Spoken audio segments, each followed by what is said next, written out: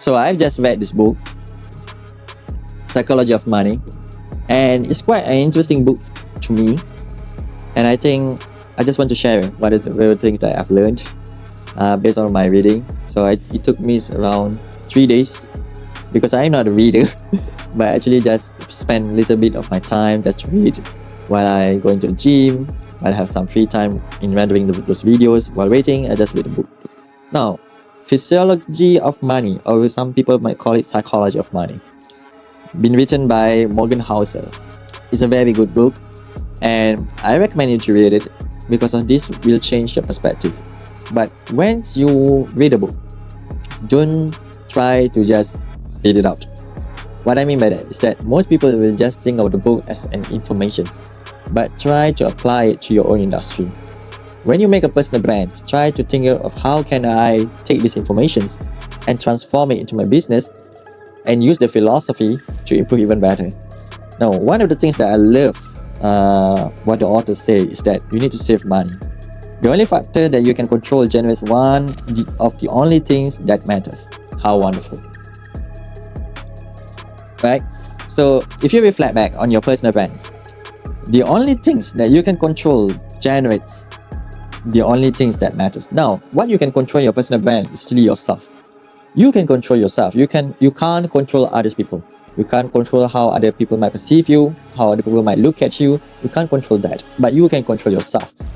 If you want to become somebody that have confidence in talking to the cameras, then try to improve it.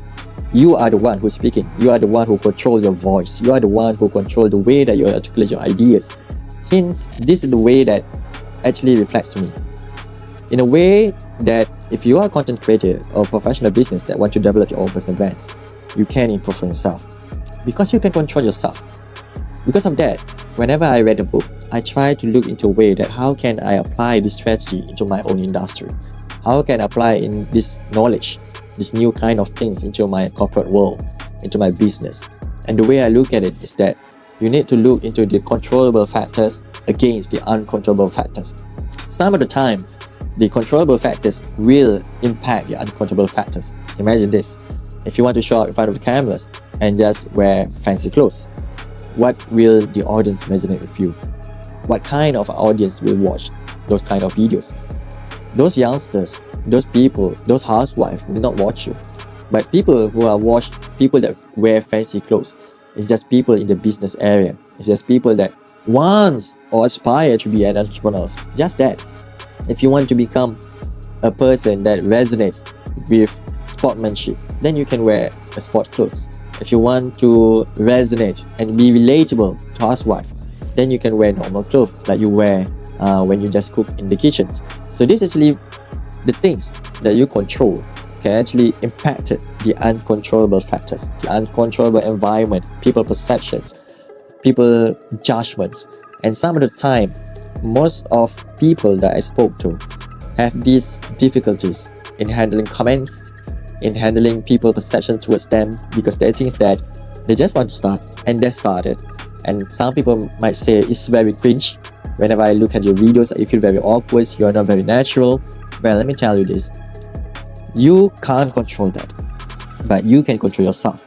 When you feel that when you rewatch your videos and you find that some moments feel very awkward, it feels very unnatural because you're reading a script or a teleprompter example, which I'm very against that. But if you still want to do it, it's up to you. And you feel very stiff, your shoulders are very hard, you're not moving at all, and you're just like a robot speaking to the script, then you can control that kind of things. Try to improve that kind of things and learn what it reflects to the uncontrollable factors. And you might be surprised, one little tweak over here might impact 10 things in this area. And these are the things that I've learned a lot. And the other things that I took from this book is actually enough is enough. Enough is enough. Sometimes people are too greedy. You want to be more successful than others. Why? You think that other people are successful, but what about their struggles, their challenges, their hardship? You didn't know about it. Even if you know, will you be able to endure it when it comes to you? Think about this. When you watch somebody driving a Lamborghini, do you think that how much loans that he need to pay every month? How about the maintenance? He can't take his family because Lamborghini is too small. There's not ample space. He can't drive faster because the traffic jams here and there. And the oil is very expensive, the gas very expensive. And not to mention, if you have a stone Jeep, you will cry, man. You will cry. So that's what it means that when you look into somebody's success, try to look into their struggles as well. Do you want to achieve their struggles, or do you want to avoid their struggles? If you are good enough, if you are clever enough, you will think of success is the way for you to measure against your past self. How you improve compared to last year. How you improve compared to last month. How you improve compared to yesterday. Have you made any improvement? Don't look into materialistic, because the best investment is actually the investment onto yourself. Knowledge is the power. Information we can gather on YouTube, but information alone is not sufficient, because the implementation requires knowledge how to apply those informations to your business, to your personal brand, to your YouTubes. So that's why you need to think that your personal brand is actually the medium, a medium to relate to people. You have the information and people also have the same information, but you know how to apply those information to the business, to your industry, how to apply it to amplify your leads, how to apply it to find a new customer, to elevate your career to the next level, how to use social media to actually attract your future employers to hire you. These are the kind of things that people often neglect, because people just say that I don't have to read books because I know everything information is available on Google, on the internet. I can just look into social media, into Facebook, and just search for it. Well, here's the things. Reading books will actually activate your mind. Will make your mind sharp, because you know what's the thing to do when you read a book. When you read a book about philosophy, you will try to relate to your own routine, to your own environment, to your own circumstances, to your own situations, to your own challenges. But when you watch a video, you just be receiving and you will not thinking. Often or not, you will not thinking, unless you watch a motivational videos that actually try to resonate with you, actually try to elevate you, to bring you out from your misery.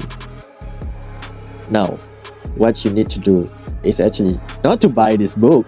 This is a very good book. But what you need to do is try to find something that you can read on. Use that knowledge and try to apply it into your industry. Try to improve your personal brand to become so magnetic that people will just listen to whatever the things that you want to say, and eventually will help you to boost self-confidence. Trust me.